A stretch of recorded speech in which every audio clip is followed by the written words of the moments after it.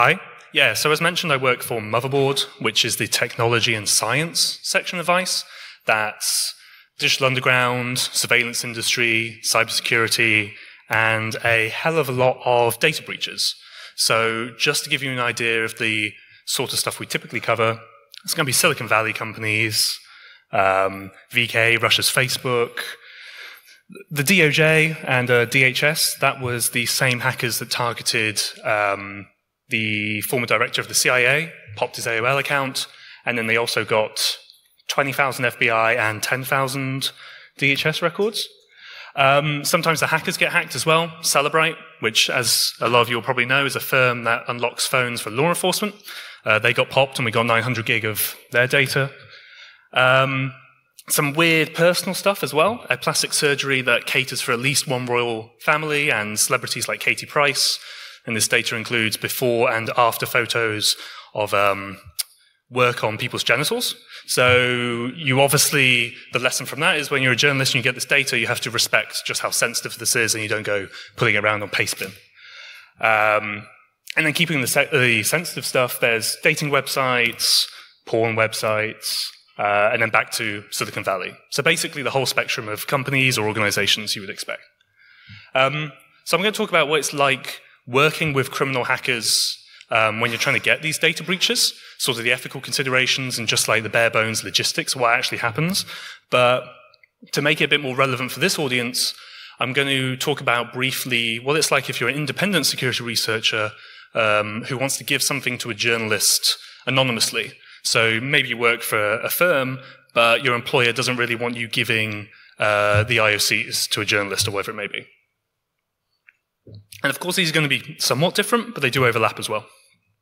And I mean, that just brings up the idea that even if you're a criminal hacker, a security researcher who's doing criminal hacking on the side, an FBI agent, a government official, or some other sort of criminal, it doesn't really matter. A source is a source is a source. They all get the same respect, courtesy, and sort of approach when handling them. Of course, some are anonymous, some are not, but it doesn't really matter if they're a criminal or not, or even like a terrible person. And I may personally think they're repulsive, but that doesn't matter because I have to use them as a source and still respect them. And then I'll briefly talk about what a hacker can do to protect themselves, and this is more like on the record, off the record, that sort of thing. I won't spend too much time on that. But then just peppering it with what journalism really is, because we as journalists have really failed in our job in actually explaining what it is that we do. There's a massive divide between journalists and the public, and sometimes especially hackers as well. So just going to explain that. And I mean, I'm probably going to do that straight away, which is that, and this is my definition, I mean, there are obviously going to be similar ones as well, and maybe some people would disagree, but journalism is getting information into the public domain so then people can make informed decisions. And that may be information about a breached website, so then people can go change their passwords. Maybe it's about vulnerabilities and trying to explain that to a more general audience just beyond like the US, excuse me, the US cert page or whatever it may be. Maybe a company is acting illegally or unethically, and we should highlight that. Providing analysis as well. It doesn't just have to be news, it can be telling readers why something is significant and calling out bullshit, which is kind of an important part of it.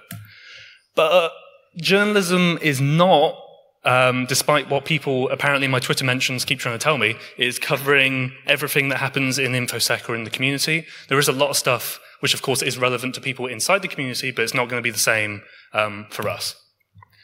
And I'll explain this a bit more on the next slide, this is kind of where InfoSec and journalism separate. We're not trying to secure the internet. We're not trying to get vulnerabilities fixed. It would be really inappropriate if we went out and says, oh, well, WannaCry was exploiting Eternal Blue, now we have to tell everybody to patch their stuff or advocate for that. That may be a side effect of our coverage, but deliberately saying, hey, guys, we need to do this, it's kind of blurring security researcher, activist, and journalist. So I was going to include this phrase anyway, and then I was going through the BSides brochure, and this is actually from Talos's own marketing material saying fighting the good fight. Journalists aren't fighting the good fight, and sometimes that can come across as assholes, but we aren't doing any fight. All we're trying to do is level the playing field, which is that amplifying voices you may not usually hear from, which may be victims of domestic stalking through malware, or perhaps the ordinary consumer who doesn't know what they're doing when it comes to patching their software. And we're just trying to lift up those voices against ones you're typically going to hear, like Google or whoever powerful may be in control of that particular story. We can't have a dog in that fight. It would be really inappropriate to do that. So that's where they kind of separate. But and why it is good to be separate, because of course we can be unbiased, irrespective of the story and irrespective of the source. You may be a key source in the story, but we are not obligated, and we shouldn't be, to write the story that you want. We have to write the story that is best for the readers, and that may include information that's embarrassing or annoying. I'm being very blunt here, in case you haven't noticed. But with all of that in mind, criminal hackers can, of course, still work with journalists. I mentioned the hack of Celebrite. In that data, we found that the company was selling to Bahrain, the UAE, Turkey, acting arguably unethically. In another few data breaches, we found that members of law enforcement and the military were buying so-called spouseware. There was a talk earlier about this consumer spyware that's used in domestic violence. Well, people from law enforcement are buying that as well. So that's something we actually pulled out of the data. There was the hacking team breach, which I'm sure many of you are aware of, which showed that the Italian surveillance company was selling to Sudan, despite telling you the UN it was doing no such thing. And recently, this is a long one, there was a company called Securus, which was selling the geolocation data of any phone in the US to low-level law enforcement, and they didn't need a warrant. So they could just log on and say, hey, where's this judge? I want to see it. And they would bring that up. A hacker popped them and then gave me the data. And even though there was nothing in the data itself, as in we couldn't see they were acting unethically or something like that, the fact that they were so crap at securing their own systems was already in the public interest to highlight that. So working with criminal hackers, again, this is going to kind of cross over with independent security researchers or any other sources. But I mean, the main thing is you just sit on your computer a lot and then you wait for a hacker to contact you. I mean, you may go to Alpha Bay or some other sort of forum where they're selling this data and then approach them, but typically the hacker's probably going to come to you because they have a motivation and they want to get a story written. So I'll have Ricochet, which is an end-to-end encrypted program, which also obfuscates your metadata through the Tor anonymity network, Jabber, as XMPP, or increasingly Signal. Even hackers will sometimes use that. So then the hacker's going to come up and hopefully describe what it is they have and where it came from. This depends at what point in the hierarchy your source is. I mean, with the Yahoo breach several years ago, that was traded privately among Eastern European, I think, Russian hackers, and then it trickled down to the data traders, then it trickled down to the skids, and then it finally got to the journalists right at the end. So if you're further down that hierarchy, sometimes sources aren't going to even know where the data came from. There's one that Troy Hunt, who runs Have I Been Pwned, uploaded recently, and it allegedly comes from Badoo.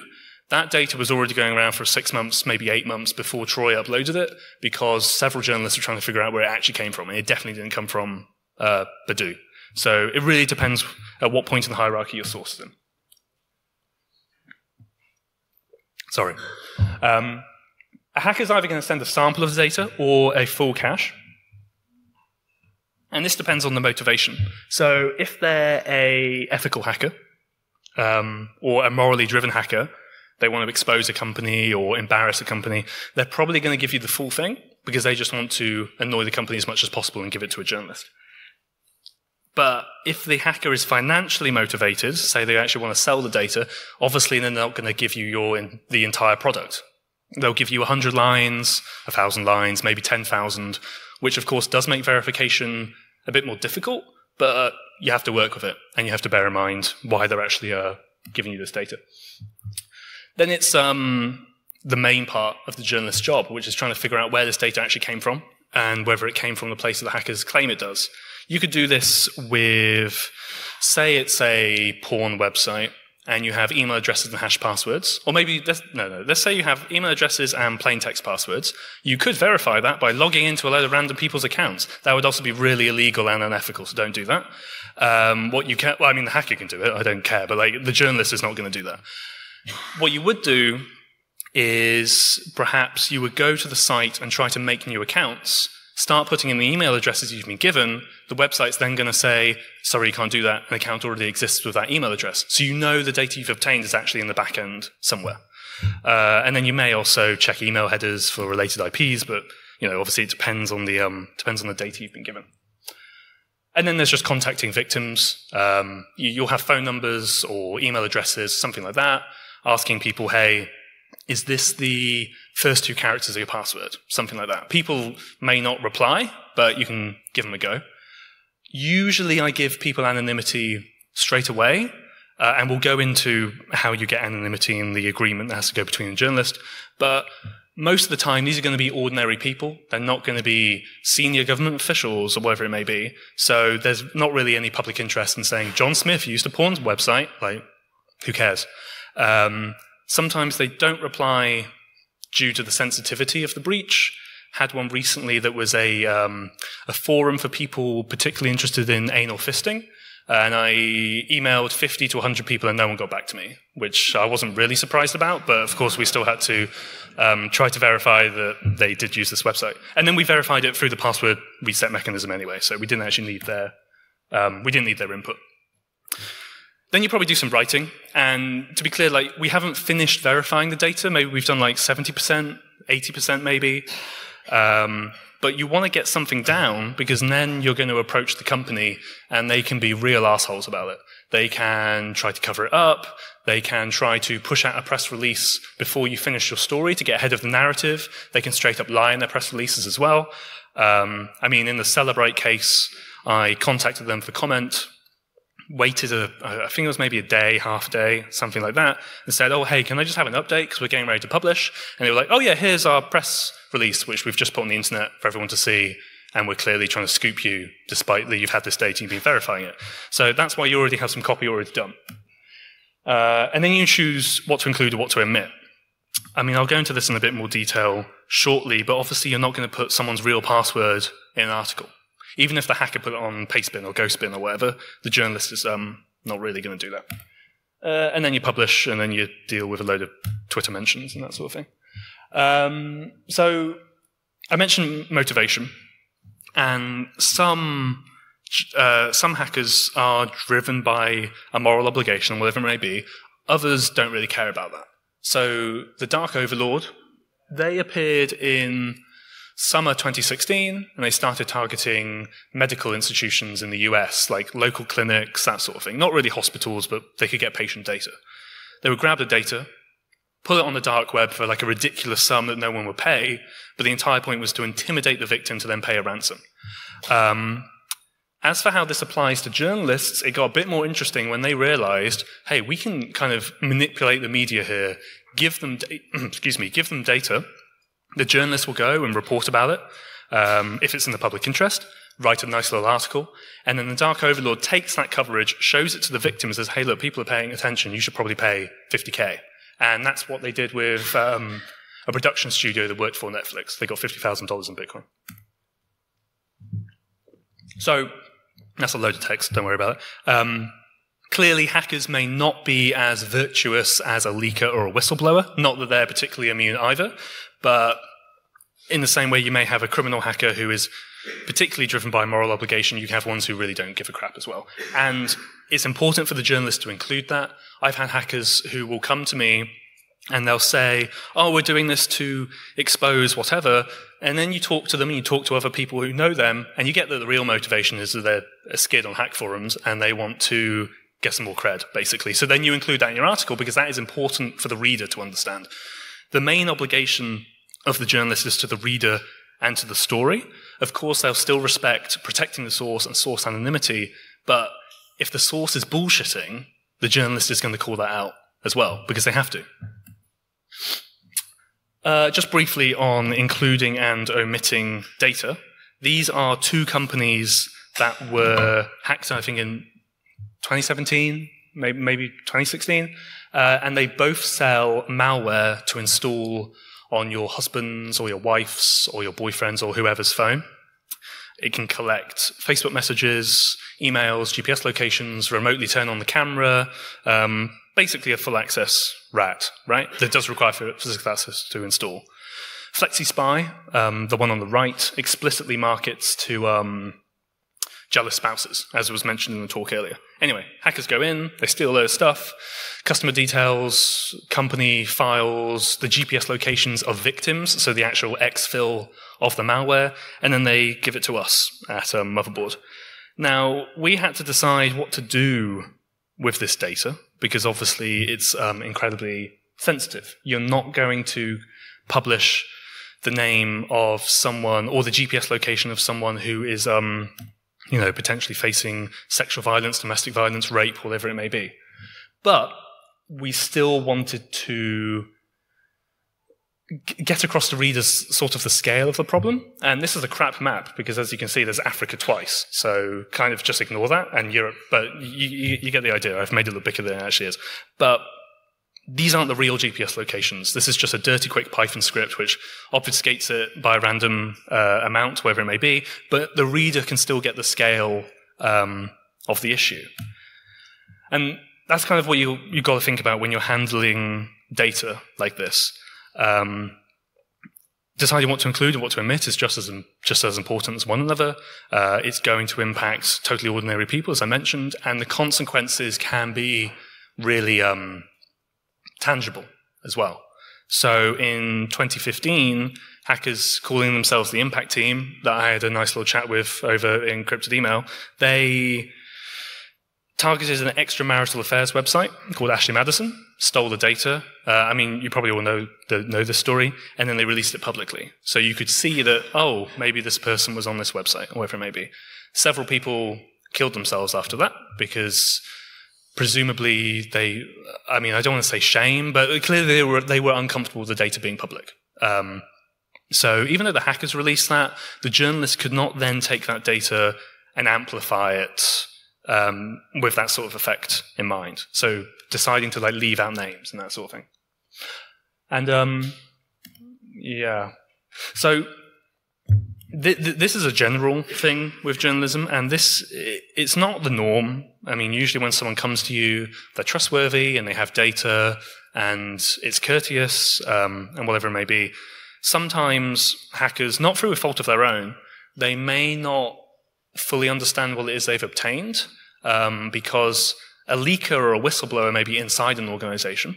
A hacker is typically going from the outside in. They may know their way around the infrastructure, but they may not appreciate what it is they've obtained. And that's when they can work with a journalist, and the journalist can go and get sources and verify it and figure out, well, no, you're a bit wrong there, but you did still get this data from this company or whatever it may be. So in this example, the same group of hackers who targeted the CIA director, and they had a good track record, clearly, of breaking into accounts and email spools and all that sort of thing.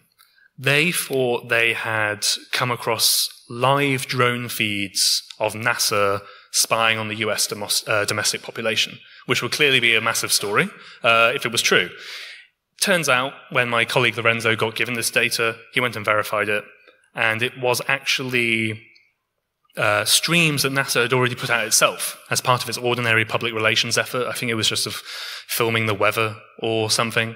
And I think it was just like an exposed box that had it, but the data was supposed to be public anyway. So, we don't usually write about a hack that didn't happen, obviously, because that would be a bit strange, but this felt like an opportunity, because everyone was talking about it, that just to remember that sources don't always know what it is they've obtained. So, as mentioned, this shows that hackers may not understand what it is, but that is the reason there could be more communication between it, because although the hackers could get some interesting data, they may need help verifying it, just in the same way that we would need help, obviously, finding data in the first place. And, of course, I said that we touched on this briefly. This does apply if you're it doesn't have to be an independent security researcher. You could just be at a normal company as well. But maybe you want to give some information that your employer doesn't really like, you to go public with. Maybe it breaches your NDA, something like that. But it may still be in the public interest. I think this will come up in the next slide, but there is a group called Intrusion Truth, which has been dumping very interesting data on APT3 and APT10, I think, which are two Chinese cyber espionage groups. I mean, FireEye and all the ordinary people have covered them, and Record the Future as well.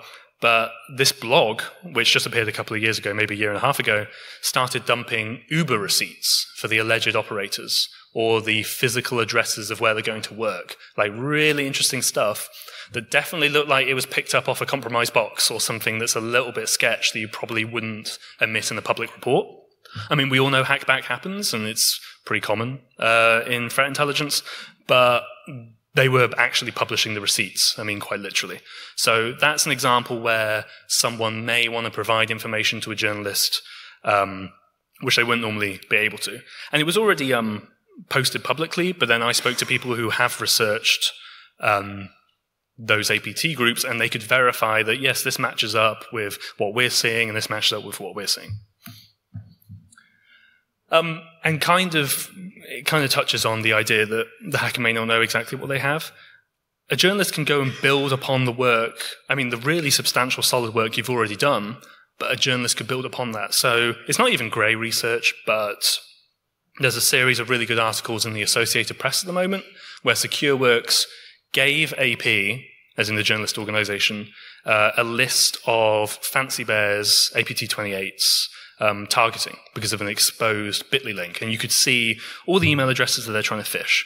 So now Raphael, the journalist from the Associated Press, has gone and done a piece on, well, they targeted this Clinton bit, they targeted religious leaders in the Ukraine and that sort of thing. And I mean, you could do that just in a public threat intel report or whatever it may be, but you're probably not going to have people on the ground who will go and do like a journalistic interview just because it's outside of your sort of remit, right? And that's where journalists and hackers / like security researchers can like definitely benefit and yeah, ultimately provide these stories which are much more in the public interest and hopefully lead to a more informed public. And that's just the Intrusion Truth group. Right. So this won't be too long, but this is kind of the not just what you can do to protect yourself if you're speaking to a journalist, but kind of why that's actually the case. So, as you may know, on the record means to be quoted and named. What you may not know is that everything is on the record by default. So if you go up and a journalist identifies themselves, and I'm not trying to scare, I'm already seeing like some scared faces, so I'm not going to quote you, don't worry, I'm talking. So everything is on the record by default, and people will think, well, that's really unethical, like, why can't you let someone approve their quotes or check what they're saying? The reason is that if journalists only use the quotes that have been nicely massaged and nicely put through a press agency or a public relations team or whatever, there's a better chance they're not going to be fully reflective of reality, let's say. And the main obligation is still to the story and still to the readers. We have to provide as much accurate information as possible with the best context possible. And if someone says something and then is like, oh, no, like, I didn't mean that. I mean, unless it's a technical inaccuracy, you can't just start taking stuff back. So what you do is, of course, if you want to have a confidential chat with journalists, you can, but you may use a term like background or deep background. And these phrases are really, really dumb because nobody actually knows what it means, and everyone disagrees about it.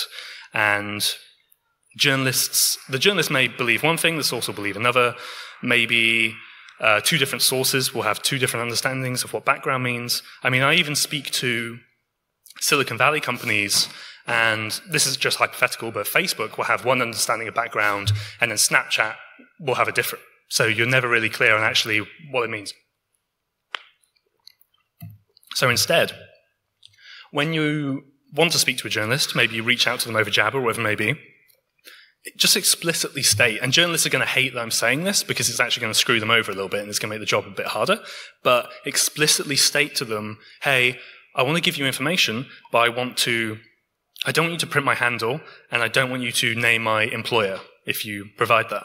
And then the journalist says, yes, I agree to those terms, and then the agreement has been made. I mean, a journalist can still screw you over, but then that's professional suicide, and hopefully you would shame the journalist for doing that.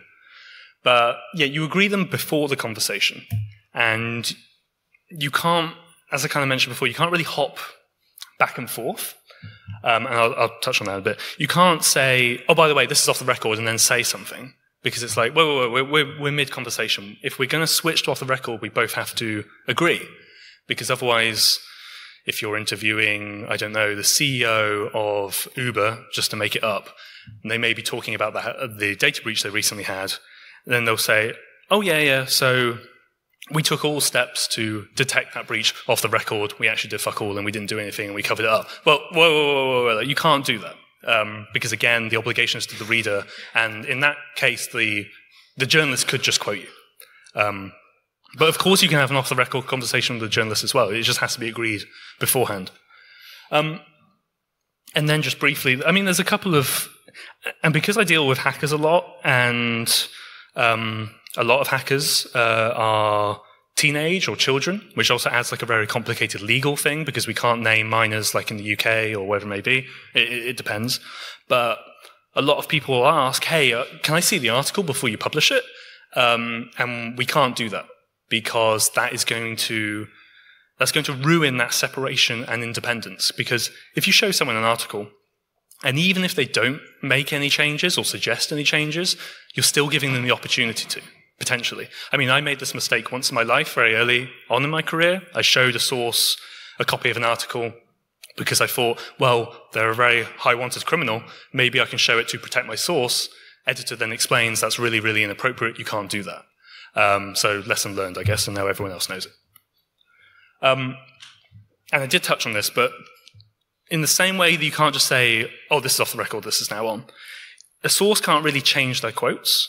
They can't just, like in Germany especially, there's a practice of you send the quotes to the person and they may make changes and then they approve them. That's not in the UK and US. They don't really do that sort of thing. If someone says something, they said it.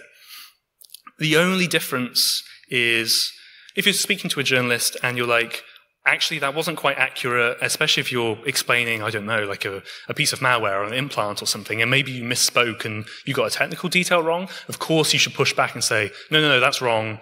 Please let me readjust it. And like that's going to be okay because, of course, the journalist wants to be accurate as well. But typically, you can't take back your quotes. So, I mean, this isn't so much because obviously the majority of you are not journalists. So this isn't so much for you to know what you can and can't do, but more understanding the limits of what the journalists can and can't do. So the first one is they can't go do the cybercrimes because that's what the hacker's doing. Stuff like logging into accounts or encouraging your source to go hack. So a hacker may come to me and have some really interesting data. I can't go, wow, this is great. Can you go pop that second SQL database and then bring that back because that looks even better. Can't do that unless you fancy being indicted and being a co-conspirator. So what you can do to get around it is say, okay, this is great. Have you already obtained this other data set? Because then you're just soliciting information like you would on a political beat or, I don't know, even a fashion or sports beat or whatever it may be. You're not telling them to go hack. You're asking them for information which they've already illegally obtained. I'm not a lawyer, but I think that's all right. Yeah. So hackers don't get caught that much. I mean, I don't have data to hand, but I feel like a lot of people get away with it, especially with the stories that we do. But a journalist should be assuming that all of the communications they have with that source are going to end up in the hands of law enforcement. I have had sources who have been busted by the FBI. Nothing through me, but later on, they were caught through other means, and then it turned out they logged all of their Jabber chats or something like that, which is obviously terrible for them. Don't log your chats. But also, if I'd done anything dodgy, then there's clear evidence. Like if I'd been, I don't know, if I'd been speaking to the hacker and said, yeah, that's great, we'll pay you for that information. Now the FBI sees it, and we don't pay for information because that encourages the source to provide stuff irrespective of whether it's true or not. We don't, journalists in general don't pay for information like that. So if you're going to learn anything from that, it's like don't log your pigeon or your Adium chats or whatever it is, and don't use Pigeon. Yeah, and then that's what the journalists, they're not going to go logging into accounts themselves. I had one literally the other day that was, oh, hey, here's some really interesting email accounts. Here's the credentials. And I'm like, okay, can you just like tell me what's in the emails? Because I'm not going to go and log into this person's Gmail or whatever it may be. Yeah, and there's a lot of caveats when you're dealing with hacking reporting. Maybe you don't know what year the database came from. Maybe you know the hack was in 2015, but maybe it was of a backup server from 2012 or something like that. So when the journalist isn't sure, they kind of have to communicate to the readers, because if the point is to make a more informed public so people can make informed decisions, keeping it vague is not really going to help. You have to communicate not just what you know, but what you don't know. And that's just worth bearing in mind if you're speaking to a journalist as well, because they're going to be including that. That was it, actually. I think I did it within time. Happy to answer any questions either now or later. That's my Twitter. I would say talk to me for Ricochet, but I didn't actually bring any business cards with me, so you're just going to have to not use that. But email and Jabber and all that. And thanks a lot. I appreciate it.